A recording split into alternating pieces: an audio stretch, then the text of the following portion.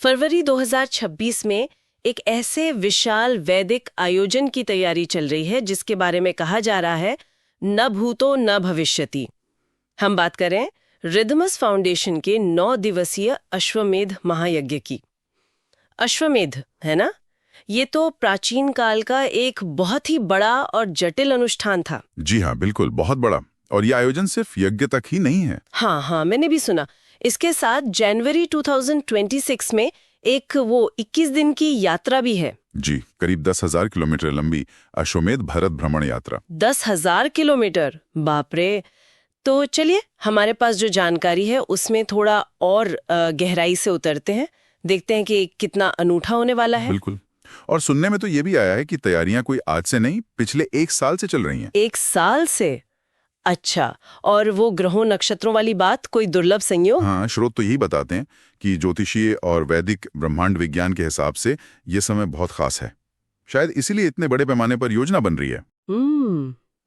अच्छा, और इस महायज्ञ के लिए सामग्री वो भी कुछ खास होगी? अरे, सामग्री तो बहुत ही दुर्लभ बताई जा रही है, जैसे गाय का घी, फिर वो हिमशाहद, कई तरह की लकड़ियां, 9 अनाज, चंदन पाउडर। और वो यंत्रों का भी जिक्र था, 9 ग्रह, छड़ियां, मिट्टी, जल। हाँ, 9 ग्रहों की छड़ियां, 9 पवित्र नदियों की मिट्टी, फिर 7 समुद्रों का जल, और यंत्र भी हैं, षटकोणीय और सप्तऋषि यंत्र। ये सब चीजें भारत के अलग अलग राज्यों से लाई जाएंगी। हाँ, ये षटकोणीय और सप्तऋषि यंत्र क्या होते हैं? मतलब इनका कोई खास महत्व है? जी, यंत्र दरअसल खास ज्यामितीय डिजाइन होते हैं। वैदिक परंपरा मानती है कि ये ब्रह्मांडीय ऊर्जाओं को क्या कहते हैं, आकर्षित करते हैं, केंद्रित करते हैं। अश्वमेध जैसे यज्ञ में तो इनका विशेष स्थान होता है। अच्छा, और यज्ञशाला, उसका पैमाना क्या है? यज्ञशाला भी भव्य होगी। बताया जा रहा है कि 5,555 यानी 5,500 से ज्यादा अलग अलग आकार के यज्ञ कुंड बनाए जाएंगे। 5,500 कुंड? अरे वाह, ये तो बहुत बड़ी संख्या है। और इतने सारे लोगों के लिए व्यवस्था? हाँ, वहीं आ रहा था। जानकारी तो यही है कि 9 दिनों तक लाखों लोगों के रहने और खाने के लिए एक पूरा टेंट हाउस नगर बसाया जाएगा। एक पूरा शहर ही समझिए। और कुंड बनाने वाले वो कौन होंगे? वो भी कोई आम कारीगर नहीं, शास्त्रों के जानकार, खास प्रशिक्षित विद्वान ही कुंडों का निर्माण करेंगे।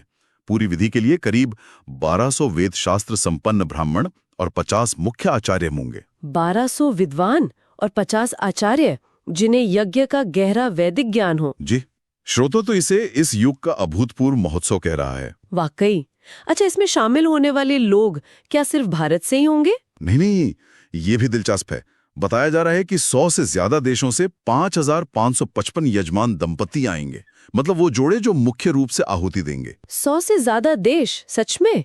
ये तो वैश्विक स्तर का आयोजन हो गया। बिल्कुल, और लाखों श्रद्धालुओं के आने की भी उम्मीद है। नार जैसी जगहों से तपस्वी और भारत भर से करीब 5 से 7,000 संत महंतों के आने की बात है। 5 से 7,000? इनके अलावा और कौन कौन? इनके अलावा व्यापार जगत, कला, राजनीति, इन क्षेत्रों की जानी मानी हस्तियों के भी शामिल होने का उल्लेख है।